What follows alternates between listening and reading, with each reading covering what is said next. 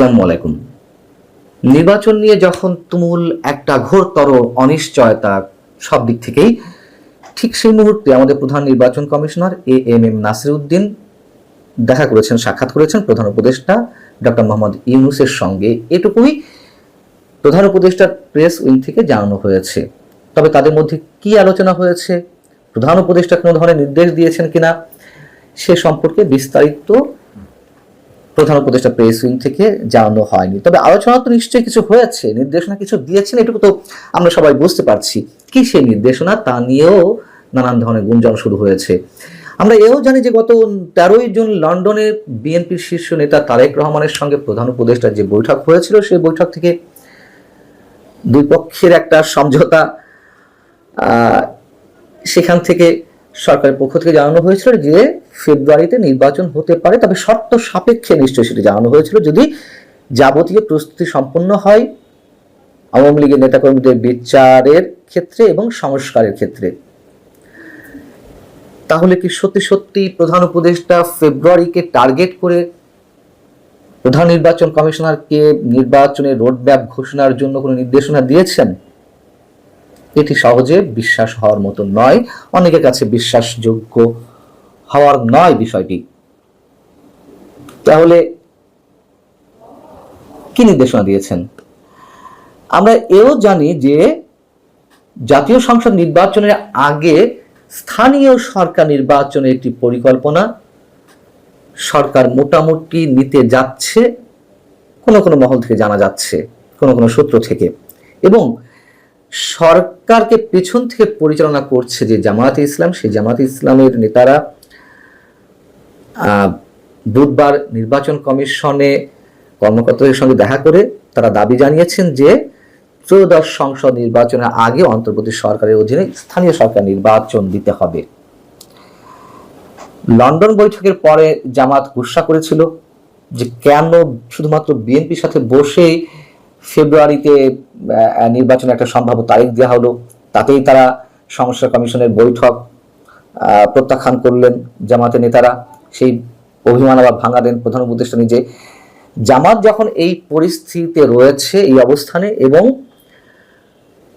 Doctor Mohammad Yunus নিজে যাদের মাধ্যমে নিয়োগকৃত হয়েছেন, নিজে যখন এই কথা বলেন, সেই ছাত্রদের অবস্থানও আমরা জানি। সেই জায়গা থেকে আসলে এটি মনে করার কোনো কারণ নেই যে তিনি ফেব্রুয়ারিতে নির্বাচনকে টার্গেট করে কোনো ধরনের রোড ম্যাপ আকার কোনো নির্দেশনা দিয়েছেন নির্বাচন কমিশনকে, এটি ভাবার কোনো কারণ নেই। তবে আন্তর্জাতিক চাপ বাড়ছে ডক্টর মোহাম্মদ ইউনূসের উপরে, এই কথাও আমরা জানি। আমরা এই কথাও জানি যুক্তরাষ্ট্র এবং ইউরোপীয় ইউনিয়নভুক্ত রাষ্ট্রগুলো তারাও চায় না দ্রুত নির্বাচন হোক। তাদের নানান ধরনের এজেন্ডা রয়েছে, সেই এজেন্ডাগুলো বর্তমান সরকারের মাধ্যমে তারা বাস্তবায়ন করতে চায়। কিন্তু এও সত্য, আন্তর্জাতিক বিশ্বের নানান ধরনের ইকুয়েশন থাকে, নানান ধরনের হিসেব থাকে। তারা যদি মনে করে যে ডক্টর মোহাম্মদ ইউনূসের মাধ্যমে তাদের এজেন্ডা বাস্তবায়ন করা সম্ভব নয় বা তিনি ব্যর্থ হচ্ছেন, সেক্ষেত্রে তাদের নিশ্চয়ই প্ল্যান বি, প্ল্যান সি এরকম থাকতেই পারে। সেই জায়গা থেকে তারা নির্বাচনের জন্য আবার নতুন করে চাপ দিতেও পারে, অস্বাভাবিক কিছু নয়।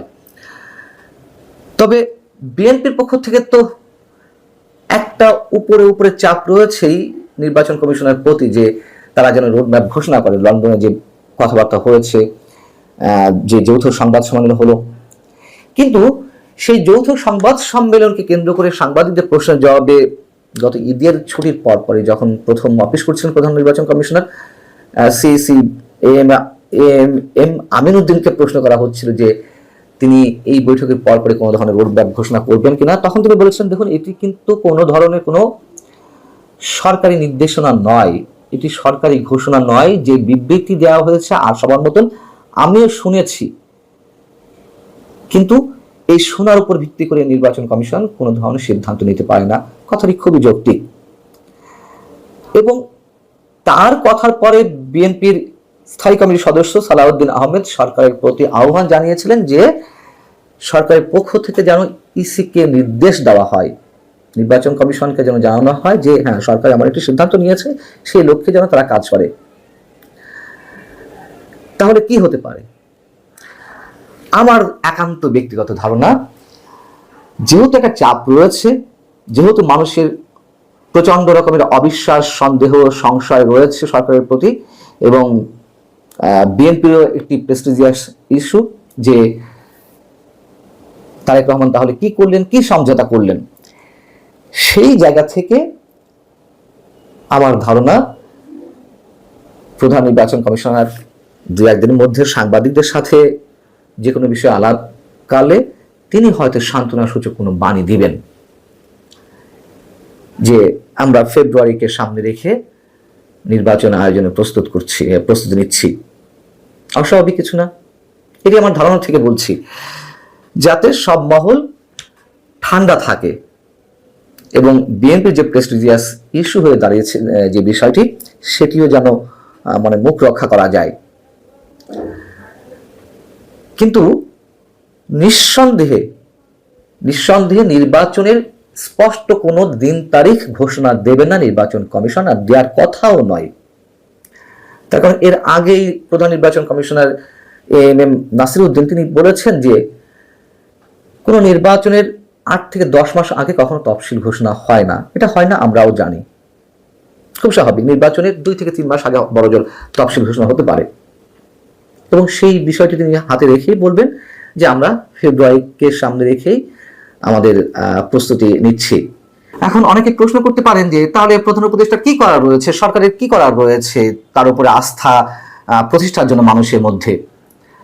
ফেব্রুয়ারিতে সত্যি সত্যি নির্বাচন হবে, এই ক্ষেত্রে অবশ্যই পথ রয়েছে। প্রধান উপদেষ্টাকে নিজের মুখে জাতির উদ্দেশ্যে ভাষণে অথবা যে কোনো বিবৃতির মাধ্যমে জানাতে হবে যে সরকার সত্যি সত্যিই ফেব্রুয়ারিতে নির্বাচনের প্রস্তুতি নিচ্ছে এবং সেটিকে রোডম্যাপ, মানে সেটিকে টার্গেট করেই রোডম্যাপ ঘোষণা হতে যাচ্ছে সিইসির পক্ষ থেকে।